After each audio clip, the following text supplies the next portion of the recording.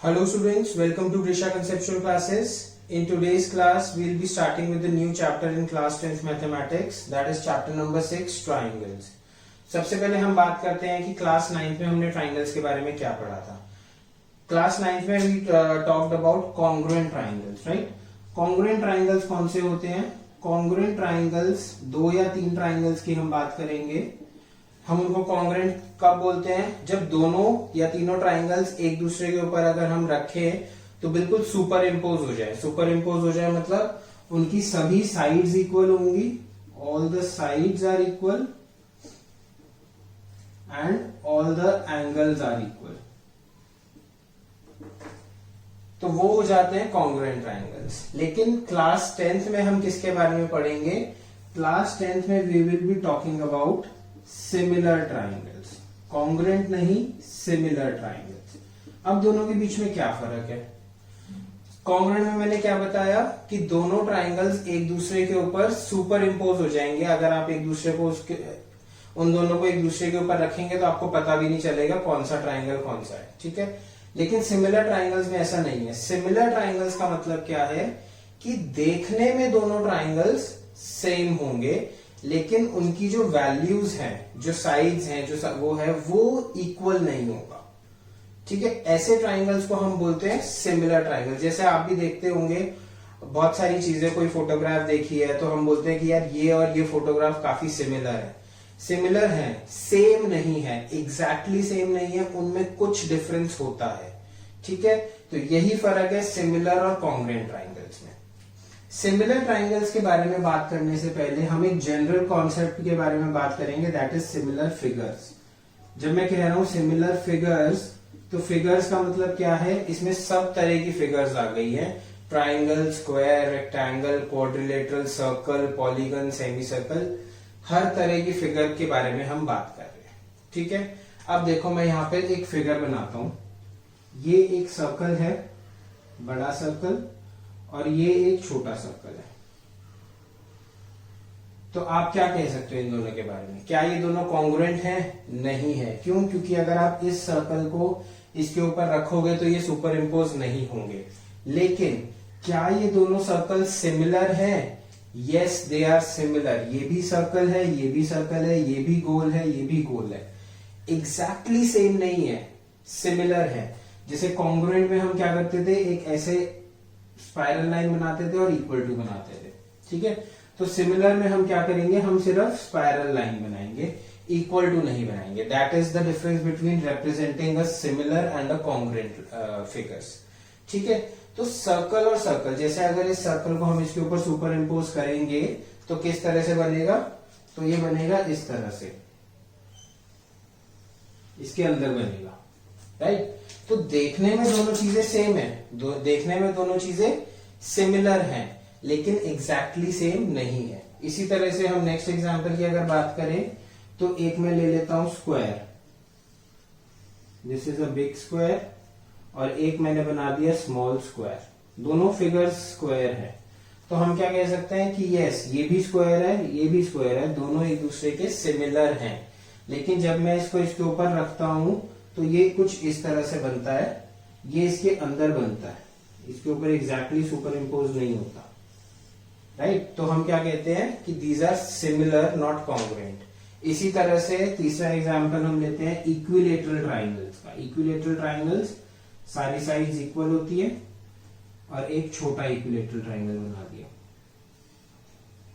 तो these two triangles are similar to each other but they are not congruent because जब हम इनको एक दूसरे पे सुपर इम्पोज करेंगे तो ये वाला ट्राइंगल कुछ इस तरह से बनेगा, उसके ऊपर बिल्कुल सुपर इम्पोज नहीं होगा. Therefore these figures are similar not congruent.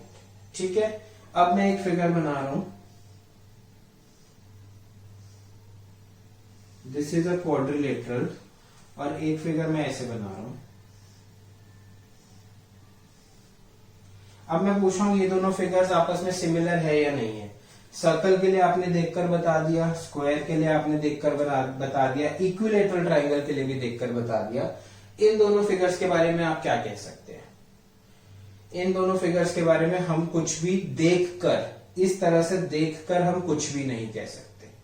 ठीक है, इन दोनों फिगर्स के बारे में हमें और जानकारी इकट्ठा करनी पड़ेगी ताकि हम कह पाए कि वेदर दे आर सिमिलर और नॉट। वो जानकारी क्या है? वो जानकारी मैं आपको एक कंडीशन के तौर पर बताता हूं। कंडीशन ऑफ सिमिलैरिटी, सिमिलैरिटी की कंडीशन क्या है?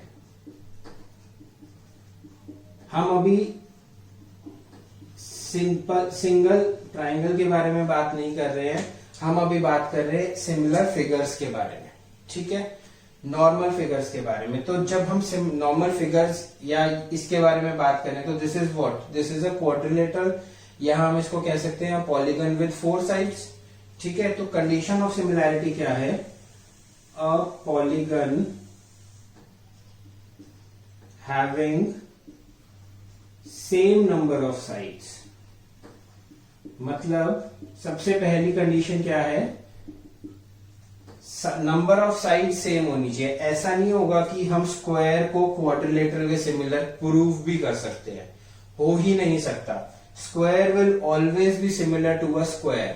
रेक्टेंगल जो है रेक्टेंगल के सिमिलर होगा, क्वाड्रिलेटरल के, हेक्सागन के। नंबर ऑफ साइड सिमिलर होंगी, हेक्सागन को हम क्वाड्रिलेटरल के सिमिलर नहीं कर सकते, ठीक है। So a polygon having same numbers of sides are said to be similar if, दो कंडीशंस हैं यहां पर, उसको दो कंडीशन सेटिस्फाई करनी पड़ेगी। पहली कंडीशन क्या है? All corresponding angles are equal. और दूसरी कंडीशन क्या है? All corresponding sides are in same ratio.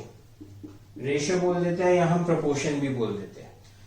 Ratio और प्रोपोर्शन की बात एक ही है। कहने का मतलब क्या है कि दो फिगर्स, दो पॉलीगन्स जिनकी नंबर ऑफ साइड सेम है, वो दोनों सिमिलर कब होंगे? जब उनके कॉरेस्पॉन्डिंग एंगल्स इक्वल होंगे और जब उनकी कॉरेस्पॉन्डिंग साइड्स का रेशियो सेम होगा। कॉरेस्पॉन्डिंग का मतलब क्या होता है? जैसे हमने कॉन्ग्रुएंसी में भी पढ़ा था। अगर हम दो ट्राइंगल्स लेते हैं, सपोज ये ट्राइंगल लिया मैंने ABC और एक ट्राइंगल में ऐसे ही बना रहा हूं नॉर्मल PQR, ठीक है। तो जब हम इनको कॉन्ग्रुएंट लिखते थे तो सपोज ये A है हमारा 50 डिग्रीज, B है 70 डिग्रीज और C है हमारा 60 डिग्रीज। इसी तरह से P है हमारा 70, Q है हमारा 60 और R है हमारा 50। तो जब हम इन दोनों को कॉन्ग्रुएंट लिखते थे तो हम क्या ये लिखते थे ABC is congruent to PQR? नहीं, हम क्या करते थे, हम जो सेम एंगल्स हैं उनको आपस में कॉन्ग्रुएंट करते थे। मतलब A कॉरेस्पॉन्ड्स टू R। क्यों? क्योंकि A वाला एंगल 50 है तो यहां पर R वाला एंगल 50 है। So A will be corresponding to R। इसी तरह से B कॉरेस्पॉन्ड्स टू P और C corresponds to Q on the basis of the same angles हम बोलते थे। तो हम क्या बोलते थे यहां पर?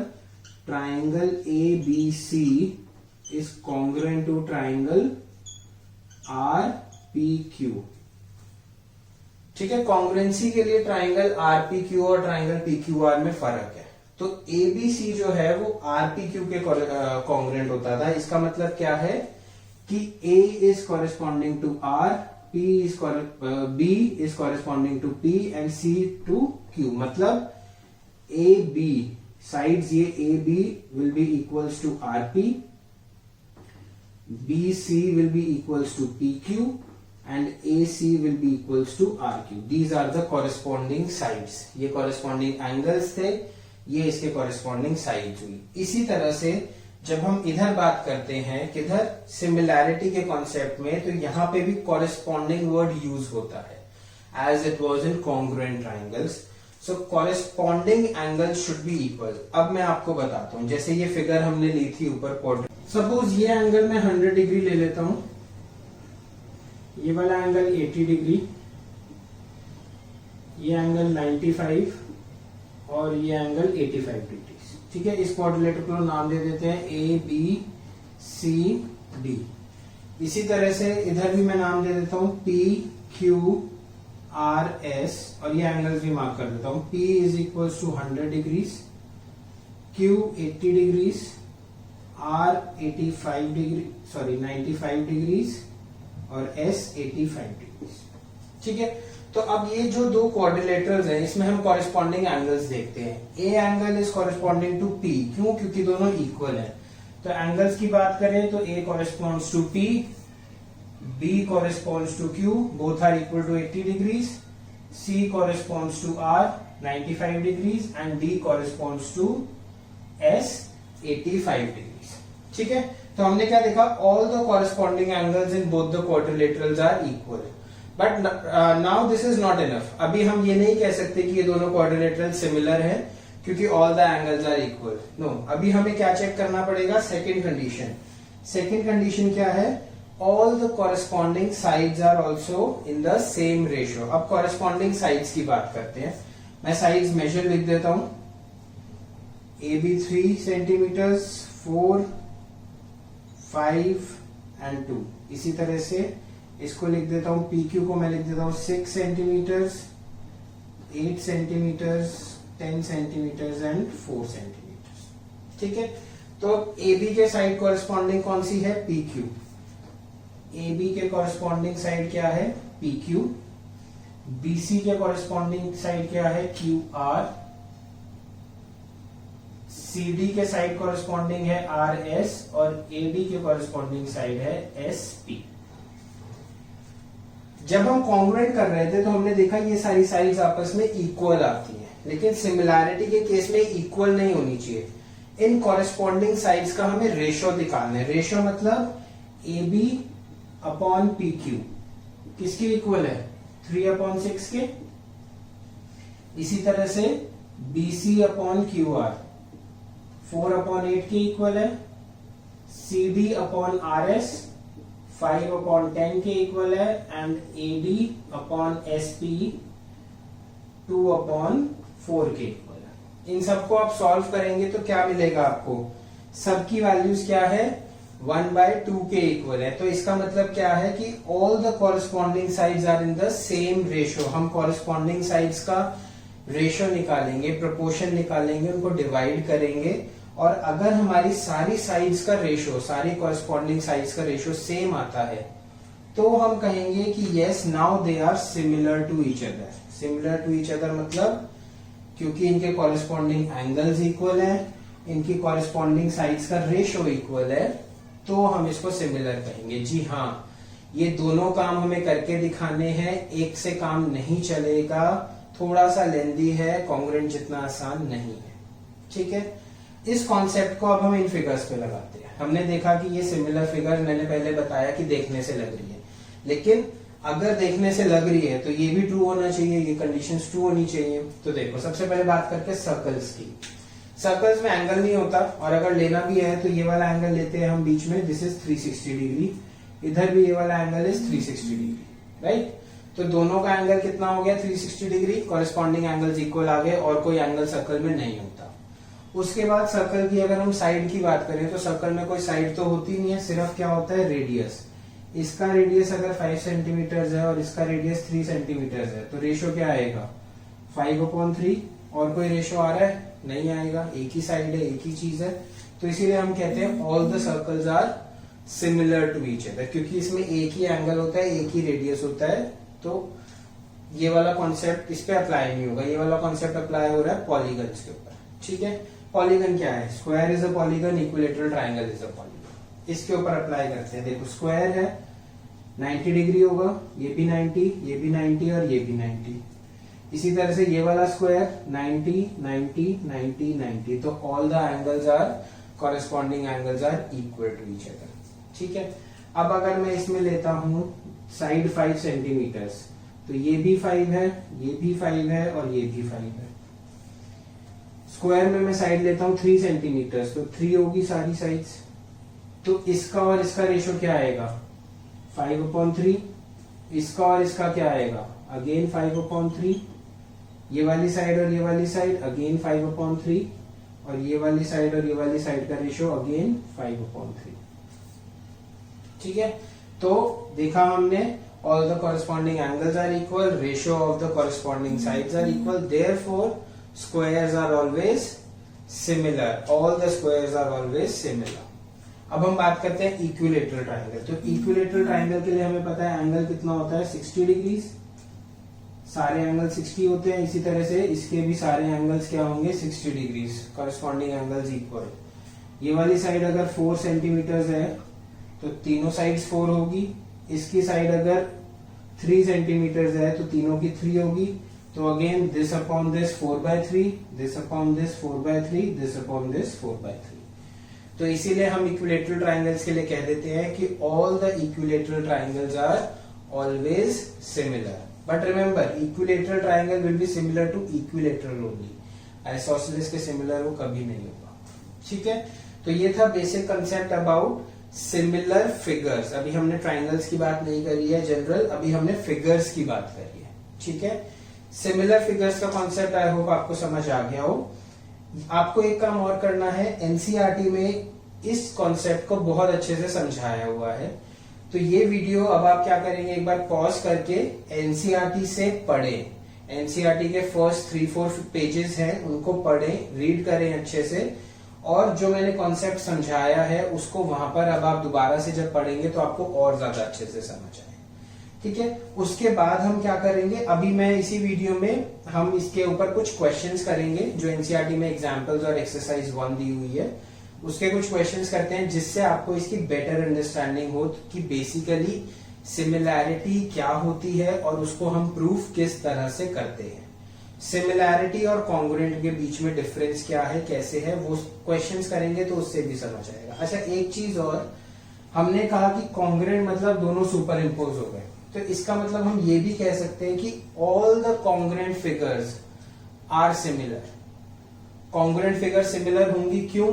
क्योंकि एंगल्स तो सेम है ही, कॉरेस्पॉन्डिंग एंगल्स, और कॉरेस्पॉन्डिंग साइड्स अगर इक्वल है तो उनका रेशो क्या आएगा 1/1, 1/1, 1/1। तो all the congruent figures are similar, but vice versa may not be true, मतलब all the similar figures may not be congruent, right? क्योंकि इनका रेशो है, the sides are not equal, the sides ratio of the sides are equal. ठीक है, तो ये figures आपस में सुपर इम्पोज हो भी सकती है, नहीं भी हो सकती, लेकिन अगर कॉन्ग्रुएंट है तो सिमिलर होंगी ही होंगी। ओके, सो नाउ अब आप एक बार एनसीईआरटी को रीड करिए, तब तक मैं आपको कुछ क्वेश्चंस प्रैक्टिस कराता हूँ यहाँ पर। ओके, यहाँ पे मैंने कुछ फिगर्स बनाई है। अब हमें चेक करना है कि कौन कौन सी फिगर्स आपस में सिमिलर हैं और कौन सी नहीं। ठीक है, सबसे पहले मैंने क्वाड्रिलेटरल्स बनाए हैं 2। ये वाला सेम एग्जांपल आपकी एनसीईआरटी में भी दिया हुआ है।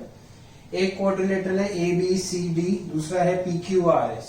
ठीक है, तो अब हमें देखना है कि क्वाड्रिलेटरल्स आपस में कौन सा क्वाड्रिलेटरल सिमिलर है और हम नेमिंग कैसे करेंगे उसकी। देखो, angle A is equal to किसके है, एंगल P के, 105 और 105। एंगल B किसके इक्वल है, एंगल Q के। एंगल C किसके इक्वल है, एंगल R के। और एंगल D किसके इक्वल है, एंगल S के।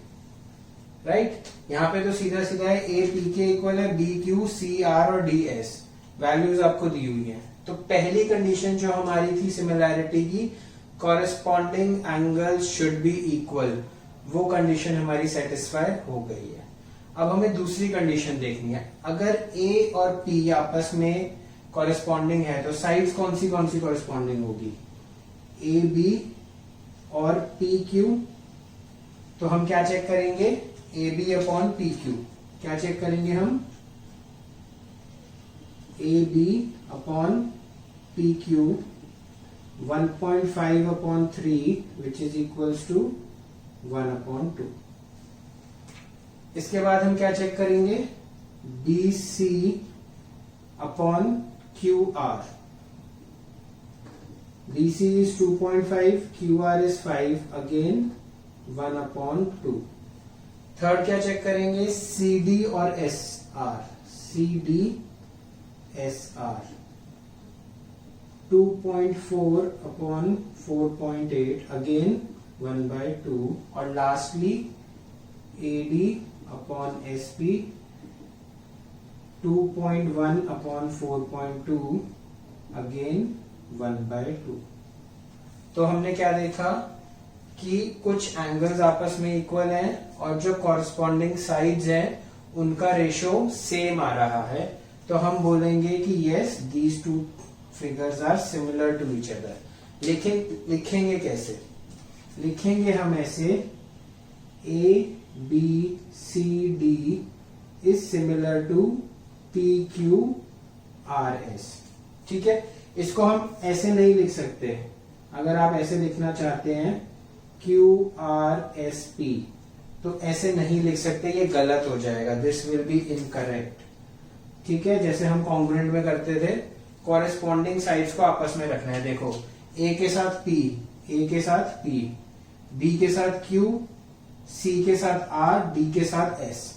इसी तरह से AB के साथ अगर हम देखें, AB के साथ PQ, BC के साथ QR, CD के साथ RS और AD के साथ PS। ठीक है, तो इसी तरह से हमें जैसे हम कॉन्ग्रुएंट में देखते थे कॉरेस्पॉन्डिंग, उसी तरह से हमें सिमिलर में भी लिखना है। ओके, अब आते हैं सेकंड पर। सेकंड में हमें क्या बोले गए हैं कि ये दो रेक्टेंगल्स हैं। रेक्टेंगल्स हैं तो इनके सारे एंगल्स क्या होंगे, 90 डिग्रीज के होंगे ये सारे एंगल्स। इसी तरह से इस फिगर में भी 90 डिग्रीज के होंगे। ठीक है, तो एंगल्स तो 90 डिग्री है सारे, कोई भी किसी के भी इक्वल रख दो, कोई फर्क नहीं पड़ता। मैं बोलूं A जो है Q के इक्वल है तो हाँ है, B जो है R के इक्वल है, B जो है S के भी इक्वल है। ठीक है, तो सारे एंगल्स आपस में इक्वल हैं। कॉरेस्पॉन्डिंग हम बाद में देखेंगे। अभी अब इसमें हम क्या करेंगे, हम सबसे पहले ये आइडेंटिफाई करेंगे कि साइड्स कौन कौन सी साइड्स का रेशियो इक्वल आ रहा है। तो हम देखो AB/PQ करते हैं। सबसे पहले क्या करेंगे, AB/PQ, AB/PQ सबसे पहले ये करते हैं। कितना है, 3/6, दैट इज अगेन 1/2। ठीक है, अब हम करते हैं, AB को हमने PQ से करा तो ऊपर वाली साइड CD जो है हमारी SR से होनी चाहिए, तो CD/SR भी करते हैं। Again 3/6, that is 1/2। ठीक है, अब क्या बची, दो साइड्स बची, इनको आपस में करते हैं। BC/QS 2/5 और AD/PS 2/5। तो ये दोनों रेशो आपस में इक्वल है, ये दोनों रेशो आपस में इक्वल हैं, लेकिन ये चारों एक दूसरे के इक्वल हैं नहीं है, ये चारों एक दूसरे के इक्वल नहीं है। तो हम क्या बोलेंगे, that these triangles are not similar। क्या बोलेंगे हम, not similar। हमारी ट्राइंगल्स कह रहा हूं, सॉरी रेक्टेंगल्स। हमारी पहली कंडीशन सेटिस्फाई हो रही है that the corresponding angles are equal, लेकिन हमारी दूसरी कंडीशन सेटिस्फाई नहीं हो रही है, corresponding sides are not in the same ratio. तो इसीलिए हम इसको क्या बोलते हैं कि these both are rectangles but you have seen that both the rectangles are not similar to each other। ठीक है, नेक्स्ट एग्जांपल पे आते हैं। इसमें भी मैंने दो रेक्टेंगल्स लिए हैं, ABCD एंड PQRS। तो अगेन सारे एंगल्स क्या हैं, 90 डिग्रीज है, इधर भी सारे एंगल्स क्या हैं, 90 डिग्रीज है। ठीक है, अब हम साइड्स के बारे में बात करते हैं। तो देखो यहाँ पर मुझे दिख रहा है कि AB और PS को अगर मैं लूंगा रेशियो तो 2/4 आएगा। इसी तरह से CD को QR के साथ लूंगा 2/4 मतलब 1/2। इसको इसके साथ लूंगा 1/2, इसको इसके साथ लूंगा 1/2। तो मैं ऐसे ही पेयरिंग्स बनाता हूं।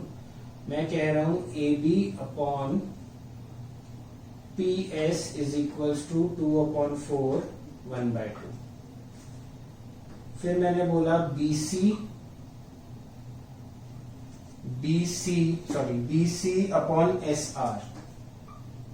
Is equal to 1/2। फिर मैं बोल रहा हूं C D upon Q R 2/4 again 1/2, और lastly A D upon P Q 1/2।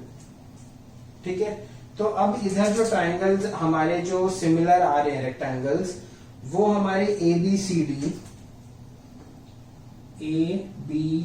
D किसके सिमिलर आ रहा है? पी क्यू आर एस के सिमिलर नहीं आ रहा। देखो ए बी के कॉरेस्पॉन्डिंग पी क्यू नहीं है, ए बी के कॉरेस्पॉन्डिंग पी एस है, तो किसके इक्वल आ रहा है? P S. ए बी के corresponding P S, B C के कॉरेस्पॉन्डिंग क्या है? S R. एस आ चुका, आर लिखेंगे, और जो लास्ट में बचा है क्यू। ठीक है, देखो ए बी, ये है हमारा ए बी के कॉरेस्पॉन्डिंग है पी एस। फिर बी सी के कॉरेस्पॉन्डिंग है एस आर। फिर सी डी, ये वाला सी डी के कॉरेस्पॉन्डिंग है आर क्यू या क्यू आर, एक ही बात है। और ए डी, ए से डी के कॉरेस्पॉन्डिंग है पी क्यू। तो इसीलिए हमने इसको, और एंगल ए एंगल पी के इक्वल है 90 degree, angle B angle S के, सी आर के, डी क्यू के। ठीक है, तो इसीलिए हमने इसको ऐसे लिखा है that ABCD is similar to PSRQ, ABCD is not similar to PQRS। ठीक है, इस चीज का यहां पर भी ध्यान रखना है, जैसे आप कॉन्ग्रुएंट ट्राइंगल्स में रखते थे।